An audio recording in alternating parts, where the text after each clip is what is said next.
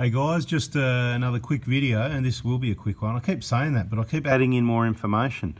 But I'll try and keep this one quick. It's for people that have got the 1KD FTV diesel engines, the one we specialise in. And when you're doing your EGR clean, I'm going to explain a couple of things about a couple of answers. Some people talk about the plate with a 7mm hole and where it goes and why, and why does it matter at which end. Hopefully I'll get to answer that one. But a couple of little pointers if you're doing your EGR clean. We've got a full detail EGR clean video. It goes for about an hour or two, something like that.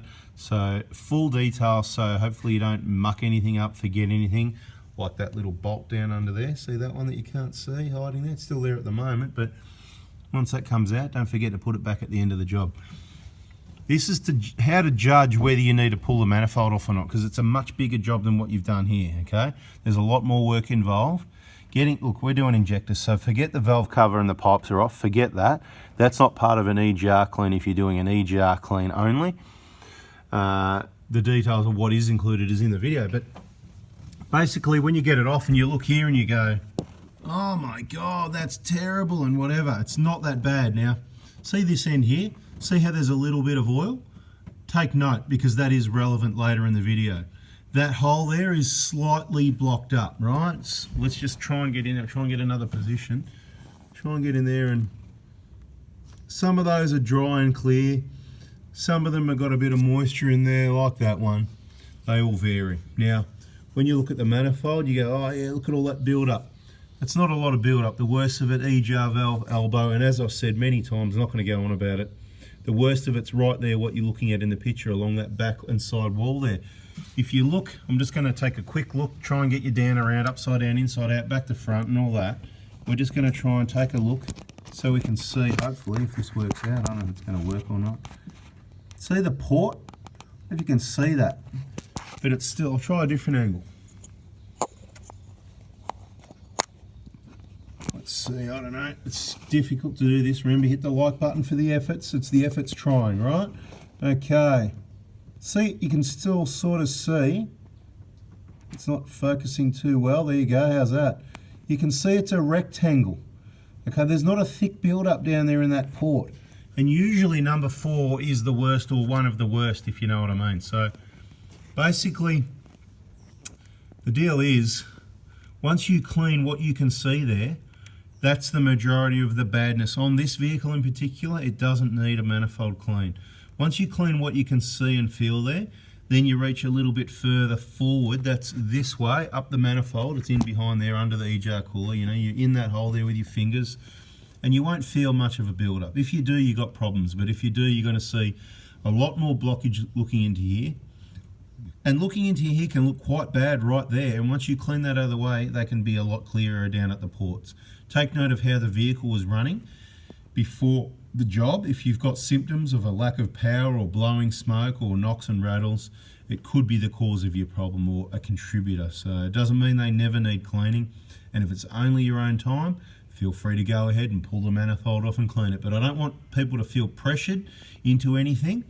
You know, you don't want to be feeling pressured. It's your own choice whether you want to clean the manifold or not, even whether you want to clean the EGR or not. It's your vehicle, it's your choice. We're just trying to give you advice to help you decide if you should do it or not, who should do it or not, and how you should do it. Now, where does the plate go? It doesn't go at this end here, right? And if you're a brainiac, you've been watching the videos and you already know why. If you're going to put a plate in, and I'm not saying whether it's legal or not, I'm just telling you what works, what we see in vehicles. People do this, DIY, kon.com.au, 7mm plate, all that. They put it in down at this end, right? It goes down here at this end of the pipe where the EGR cooler connects to the head, and that's because down there it's dry and there's no oil. Up this end here, the reason things are wet there is from the crankcase ventilation system, okay? There's a slightest amount of oil in your intake. We're talking about probably maybe 50 mil of oil over 10,000 kilometers. You know how much cubic meters of air that is? It's just ridiculous, right? But it does keep the inside of the intake very lightly moist. You can hardly get oil on your finger, but it's enough to act as a glue to stick the soot. The soot is the real problem. It's not the oil. But the fact that there's oil or moisture there and that's caking up, what's going to happen is 2 problems. The plate doesn't fit that well underneath the EGR valve, okay? You're probably going to get a leak there. It's not designed to go there. Don't put it there. If you've got a problem, take it out, if you were going to put it in, then put it in at this end is where it works, because it's dry and powdery, there's no oil.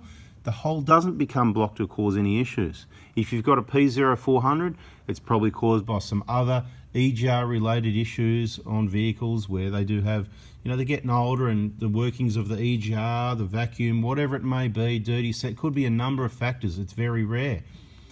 But it's not, the plate isn't the cause of it, because the plate works in thousands of vehicles without an issue. Okay, so I just wanted to show you on this one, we won't be cleaning that manifold. I said we're going to do quite a few videos like this.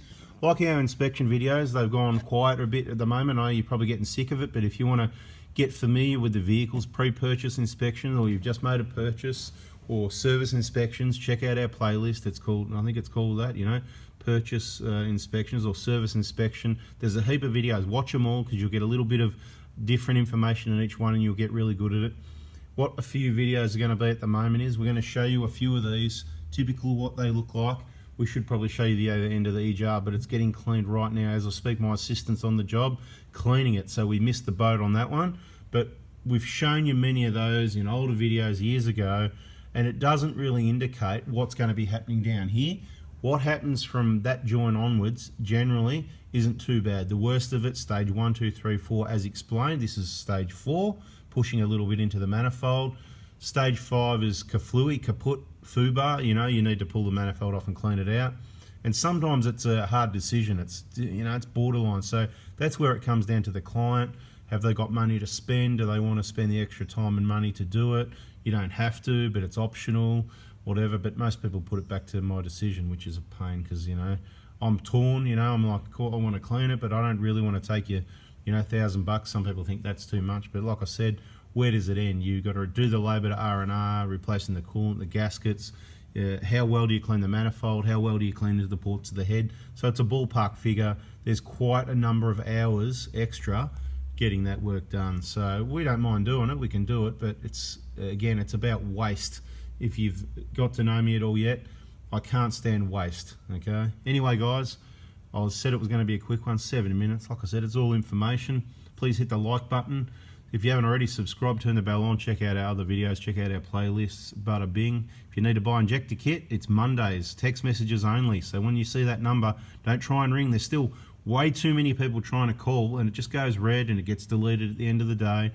I'll tell you a funny one, actually. I had a call last night. I got up this morning, you know, checked the phone about 8 o'clock, and there was a red missed call at about midnight. And I thought, you idiot, what's the matter with people? Like, there's either people that are that stupid, or some people like playing games. They're quite immature and they like to play games. We don't mind. You can play that game. Hope you're having a nice life. And we just delete the red thing in the morning.